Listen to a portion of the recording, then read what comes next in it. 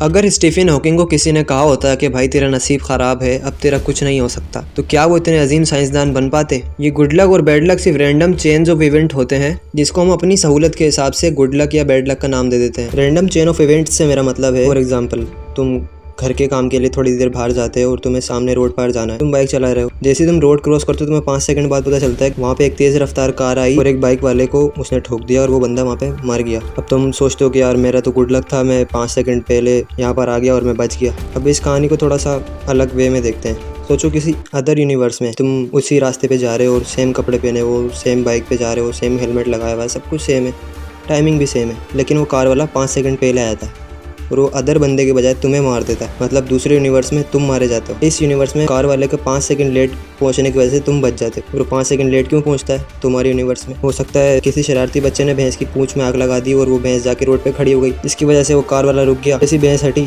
तो वो कार वाला भगाता हुआ आया और इस रफ्तारी में उसने तुम्हारी जगह किसी और को मार दिया। अब उस भैंस के आने की वजह से वो कार वाला वहाँ पे 5 सेकंड लेट हुआ। वो 5 सेकंड लेट हुआ तो तुम्हारी ज़िंदगी बच गई। इस सिंपल चेन ऑफ इवेंट्स के जब रिजल्ट आते हैं तब हम सोचते हैं कि गुड लक था या बैड लक था।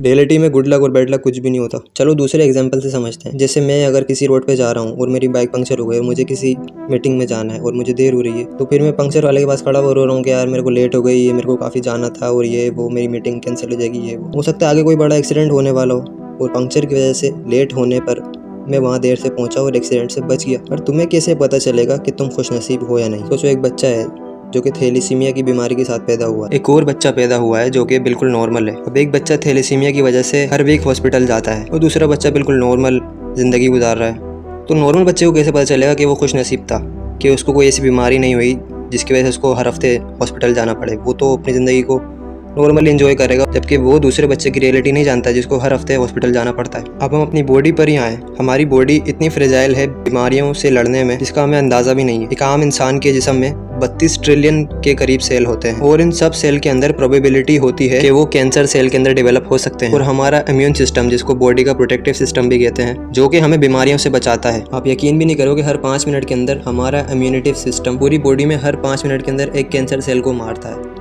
मतलब हर 5 मिनट में आपकी बॉडी कैंसर को फैलने से पहले ही मार देती है। और सोचो, हम तो नहीं कहते हर 5 मिनट में कि मैं तो लकी हूँ, मैं कैंसर से बच गया, क्योंकि हम गुड लक और बैड लक को डिसाइड जब करते हैं जब कोई इवेंट हो जाता है। जबकि हम इंसानों का तरीका है चीज़ों को या इवेंट्स को अपने अकल के हिसाब से नाम देना। कभी भी किसी लॉजिकल बंदे को ये बोलते हुए नहीं सुनोगे about good luck and bad luck, क्योंकि एक लॉजिकल पर्सन जानता है ये सिर्फ हमारा तरीका है रैंडम इवेंट्स को अपने हिसाब से जस्टिफाई करने का। एक साइकोलॉजी की एनालिस्ट ने इस बात को प्रूव करने के लिए एक टेस्ट करा। उन्होंने 8 गोल्फ प्लेयर्स को एक्वायर करा, जिनमें से 4 एवरेज थे और 4 प्रोफेशनल थे। मतलब 4 थोड़ा बहुत गोल्फ खेल लिया करते थे और बाकी 4 जो थे वो प्रोफेशनल गोल्फ प्लेयर थे। जो एवरेज प्लेयर्स थे उन्होंने उनको सिंपल सा शॉट खेलने को कहा, लेकिन शॉट खेलने से पहले उनको कहा कि जो गोल्फ का बैट है ये सबसे बेहतरीन गोल्फ के खिलाड़ी बेन कर्टिस का है, जिन्होंने इसी बैट से बहुत सारी चैंपियनशिप जीती हैं। और 4 प्रोफेशनल खिलाड़ियों को उन्होंने नॉर्मल सा गोल्फ बैट दिया और कहा कि आप ये सिंपल स्कोर कर दें। जो रिजल्ट आए वो उनके लिए थोड़े बहुत शॉकिंग थे। जब उन्होंने 10-12 बार एक्सरसाइज करी तो रिजल्ट ये बता रहे थे जो एवरेज प्लेयर थे वो ये सोच के अच्छा परफॉर्म कर रहे थे क्योंकि ये बैट गुड लक वाला है, इसलिए उन्होंने अच्छा परफॉर्म करा।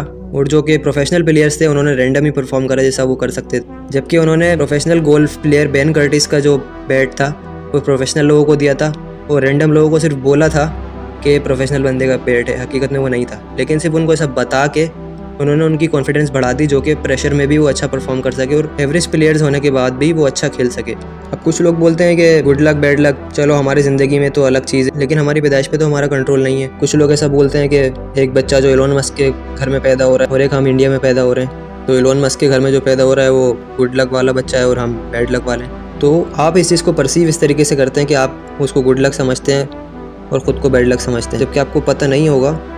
आप सर्च भी कर सकते हैं कि इलोन मस्क की बेटी जब 18 साल की हुई तो उसने कोर्ट के अंदर ये केस फाइल कर दिया कि वो अपने बाप से कोई भी कनेक्शन रखना नहीं चाहती, ना उसके पैसे से, वो अपने बाप का नाम तक यूज़ नहीं करना चाहती, इलोन मस्क का।